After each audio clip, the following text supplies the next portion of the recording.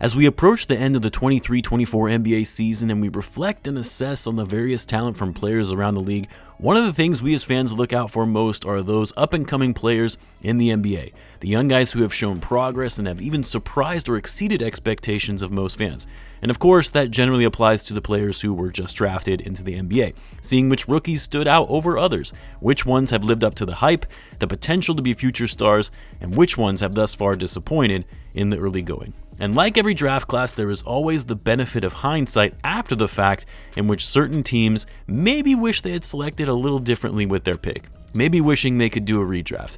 And while it is way too early to be doing a redraft of this current class of 2023, like we have done in the past, we're going to do it anyway and see whether teams would have potentially drafted differently, knowing what we know now from some of the rookies and how they've shown up so far in their first season. As always, if you're new to the channel and you like this type of content, it would mean a great deal to me if you subscribe to help the channel grow. A huge shout out and big thank you to all of you for getting the channel to 50,000 subscribers. I'm always humbled by the amount of love and support you have shown since starting this thing over a year ago. It really does mean a great deal to me, and as long as I'm able to do so, I'll continue to be putting out NBA content. Now, some call outs when doing a redraft, similar to some of the redraft videos I've done in the past. While I'm obviously considering how a player has shown up thus far in their rookie season and weighing that as a factor in changing their overall draft positioning, future potential does still have to be considered, given these guys are still so young, some of them very raw prospects that while currently they might not seem to be even worth a top pick,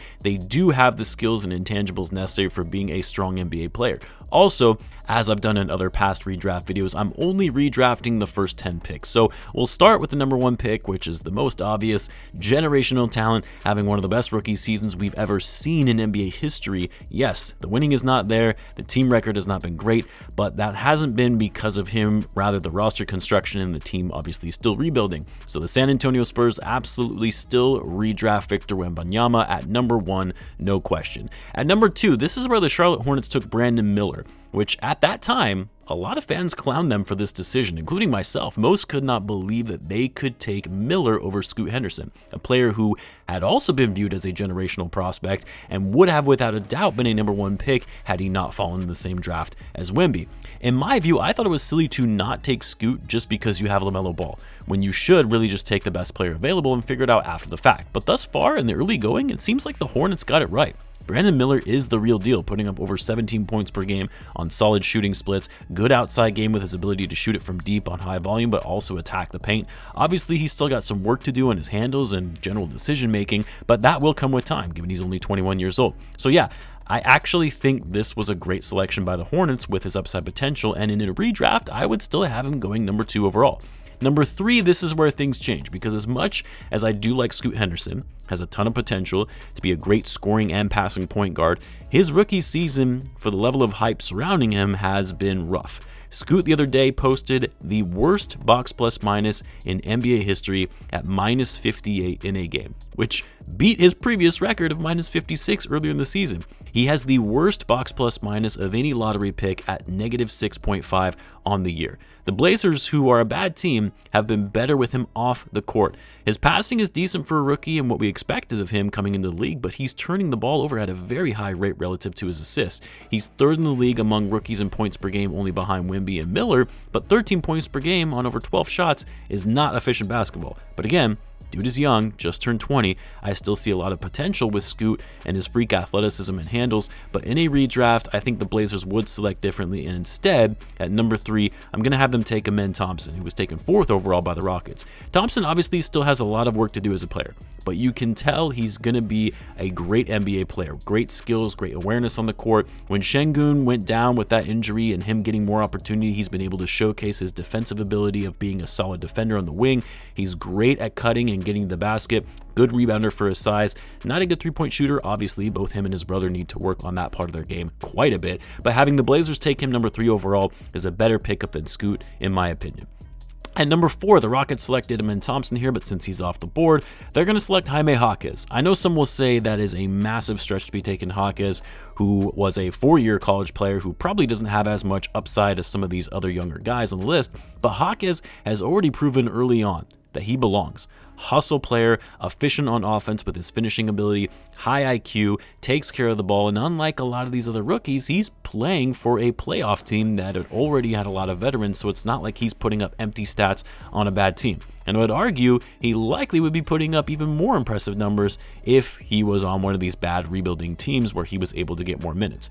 I also like the selection for the Rockets as it gives them some wing depth as well. At number 5, the Pistons selected Ausar Thompson, and I'm actually going to have them keep Ausar here. I know he struggled with his overall efficiency, can't hit a 3 to save his life, not a good free throw shooter, but like his brother, strong defensively, good mechanics and overall IQ on the court. While he absolutely needs to work on his shooting, his overall finishing at the rim has been solid. I see great two-way potential with Ausar, and it's why I still have him going top 5 in a redraft, even despite his somewhat underwhelming rookie season and playing on a bad team. At number 6, this is where the Orlando Magic selected Anthony Black, and while I do think Black is a fine player and will get better over time with more opportunity, I'm actually going to have them take Derek Lively here, who ended up going 12th overall to the Thunder before being traded to the Mavs. Now, part of this is a little biased on my part because I've been super high on Lively and thought that the Mavs got him for a steal by trading down in the draft to land him at number 12. I have been watching Lively in his days at Duke and thought this dude was going to be a stud in the NBA, and he's been one of the better rookies of this class. And he's doing so while playing on a team that is trying to contend and has made his way into the rotation, being a solid big and one of the most efficient bigs in the league in scoring in the paint. Good rebounder, great rim protector. I mean, this kid was the number 2 overall recruit coming out of high school for a reason. The dude can play. And having just turned 20, one of the younger rookies of his class, I see a lot of upside and potential. And I like this pick for the Magic because while I'm sure some will say, well, the Magic already have too many bigs as it is between Wendell Carter Jr., Mo Wagner, and Bitadze, let's be real. None of them are starting caliber centers. And Lively would present way more upside to the Magic than Wendell Carter Jr. and would fit their timeline better. So I like this pick over Anthony Black for the Magic at number 6. At number 7, this is where the Pacers selected Bila Coulibaly, who would later get traded to the Wizards. Another young French player who has done well in the league. He's one of the youngest, if not the youngest player of his class, I believe, as he won't be turning 20 until the summer. I like Coulibaly. I see a lot of potential in the vision there, but I'm not having him go this high in a redraft, and instead I'm having the Pacers select Cam Whitmore, who has been one of the more surprising rookies this season, having been selected 20th overall by the Rockets. Also very young, just 19 and won't turn 20 until the summer.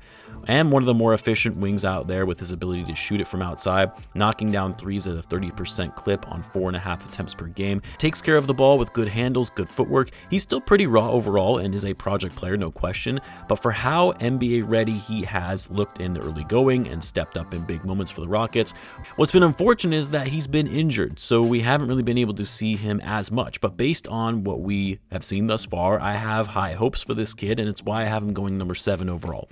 At number 8, the Wizards selected Jarris Walker and then traded him to the Pacers.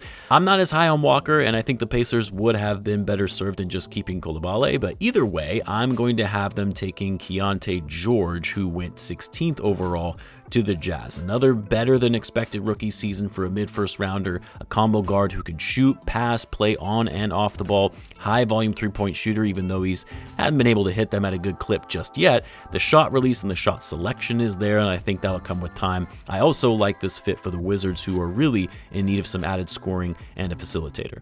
At number 9, ironically, the Jazz are on the board who took Keontae George. They ended up taking Taylor Hendricks 9th overall when George has actually been the better rookie for them thus far. A solid rookie, but I wouldn't have him going in the top 10 in a redraft, so instead I'm having them take Brandon Podziemski, who ended up going 19th to the Golden State Warriors.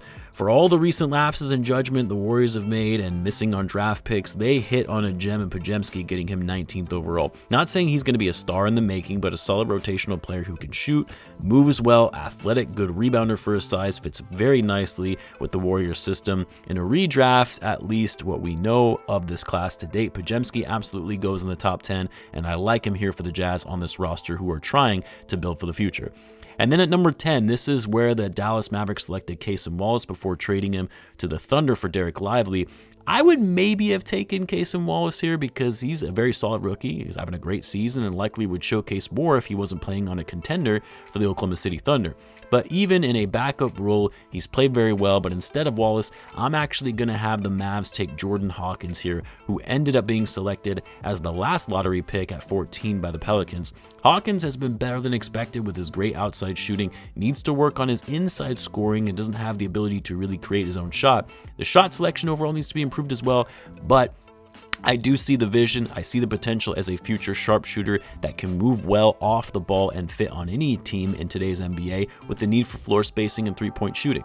So there you have it. Redrafting the top 10 picks from the 2023 NBA draft class. Way too early to be doing this as the players are still developing, some of which haven't even been able to get adequate playing time in their rookie years. I'm sure some of this will drastically change over the course of the next couple of seasons, but let me know in the comments where you guys would have drafted differently. As always, be sure to subscribe, and I will see you in the next one.